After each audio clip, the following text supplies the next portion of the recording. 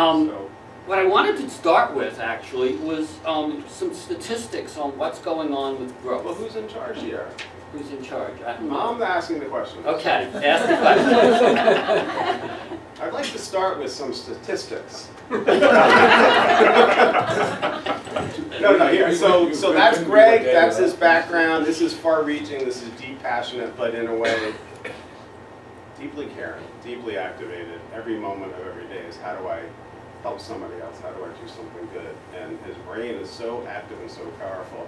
It's like there's gems in there. So, but we thought we'd start with, so what is your perspective on the American approach to economic development? Do you think it's working? Is it not? Is it serving us? And if you could ground us in some statistics, that would be excellent. Then we're going to unpack that a little bit and go deeper. I've been reading a lot about it, and from places that most people who actually try to apply it in their neighborhoods don't. So that's the perspective I bring, is I try to bring things so that aren't part of the discussion. The global growth rate. In the 60s and 70s, we had many years where it was like 5 or 6%. In 1960, the global growth rate was about 4.5%. High-income countries were about 4.8%. Low and middle-income countries were about 2.2%. In 2016, high-income countries were at about 1.7%. Low and middle-income countries were about 3.9%. And so you ended up with a global growth rate of about 3.2%. And we've been, that's the trend. The long-term trends are down for the global growth rate. The United States growth rates, ever since the Great Recession, they've been about 2.2 and 2.4%, a little bit lower, in some years, not much higher ever. We may get a little higher this year, but a lot of times when our growth goes up, we get a bubble. That's the numbers, and then one of the great seminal thinkers that nobody pays attention to is Immanuel Wallerstein. He came up with this thing they call world system. There's actually like schools of thought that follow his work. He taught it most of his career, I think, at SUNY Binghamton. And what got me a lot about his work is his prescription on how do you get rapid economic growth. And there were just a few key factors. One was the rapid urbanization of people who lived in the countryside. Not rapid urbanization from people who already lived in urban enclosures, but rapid urbanization from the countryside. I think that tells you a lot about the misguidedness of Trump's immigration policies. Because where in North America are you going to find large populations of rural dwellers that you can attract to the cities? You're not. The second factor was you needed forests. And so much of world history is determined by people going around the world because they needed more wood. Gilgamesh. You all know what Gilgamesh is? Gilgamesh was the Mesopotamian story.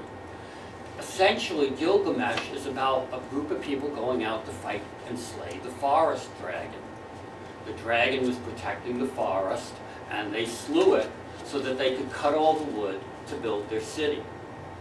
And that's what goes on today forever. We have lost well over half of the global forest. And I was a carpenter. By the time I got done being a carpenter 20 years ago, you could go buy 2x4s that looked like they were the whole tree. I mean, the example that has to come out is we tried to ban clear cutting in Maine. And I had the statistics. It said they were cutting wood 20% faster than it was growing in the state. And we knew that they could deforest the state because they'd done it before and finished about 1920. So this was the second round of total deforestation, only this time it wasn't coming back. The last time it came back because the agriculture went west and south, but this time it wasn't going to come back. And so we tried to ban clear cutting, and they spent $7 million, and we spent about $200,000, and they beat us like 2-1. Interestingly, the only townships in the whole state that voted in favor of it were the 2 Indian reservations. So we were on the right track. Anyway, so they said, so one time this mill sold, and I told them, you ain't got enough wood to support that mill. And I put that in the paper, and they jumped all over me. But 5 years after I left, they started doing the next survey, and they had to drop the amount of wood cut. When the U.S. Forest Service survey came out, 12 years later, they were back to, on average, cutting the amount of wood that grew in the state. They had stopped cutting so much. And so they were blasting us saying the economy was going to crash if we banned clear cutting, when clearly what it was going to do was crash if they overcut the woods. Greg, tell us, so your feeling about the economic underpinnings of traditional American economic development, if you could name, besides the feeling about that not working. Right. Is it working for people? Is it working for place? Before we go a little deeper on that, obviously it's not, but is there any? It's definitely working for 10% of the population. You know, the wealthiest 10% of the population it's working for. And we'll get into more later, but for the people who are in that, it's basically designed to work for them. That's the standard of economic development these days. For about 90% of the population, their wages are stagnant or dropping. You know, the last year with the fight about the minimum wage, wages have started going up. And, you know, I don't think it's a coincidence that the economic growth went up when wages went up for the lowest paid workers. It's exactly the opposite of what we are told all the time. We are told that low taxes are an underpinning of economic growth. What's the numbers say on that? I did actually bring some quotes on taxes. The White House says tax cuts will create a jump in economic growth that will generate enough new revenue to wipe out any increase in the budget deficit. This is supply-side nonsense. The Congressional Research Service reviewed tax cuts since 1945 and found no evidence that they generate economic growth. Ronald Reagan and George W. Bush both cut taxes and both ended their presidencies with huge deficits. Bill Clinton raised taxes and the economy created more jobs than it did under Bush or Reagan. You know, and there's other ones. I mean, the next page is more public spending, not tax cuts for sustainable inclusive growth. And this is by one of the guys, one of the authors of this received the Wassily Leontief Prize for advancing the frontiers of economic thought.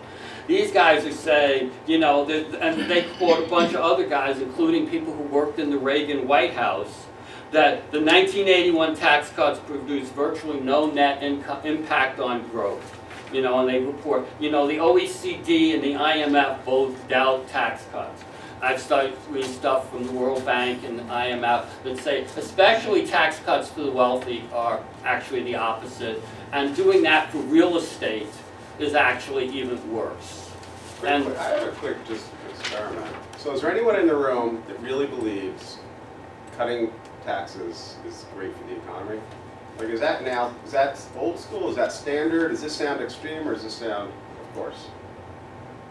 I have to define what type of tax cut. Which works, do you think? Which tax cut works? Well, very local, I think, to attract business, perhaps. But let's say cutting capital gains taxes to zero for the country. Do you think, so is there still a philosophy that that's going to be great for the people of the country? Dude, you're getting old-fashioned. You need to get closer to the edge. Yep, I guess so.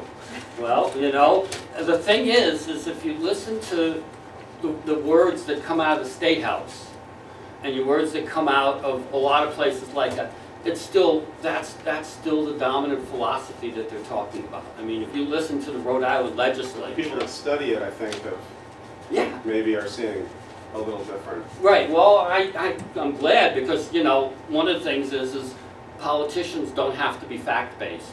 And people who are actually doing the work have to be sort of fact-based because, you know, You work it in the real world. I mean, the same thing that, you know, how many of you think that business climate indexes are a useful tool? Do you pay attention to them at all?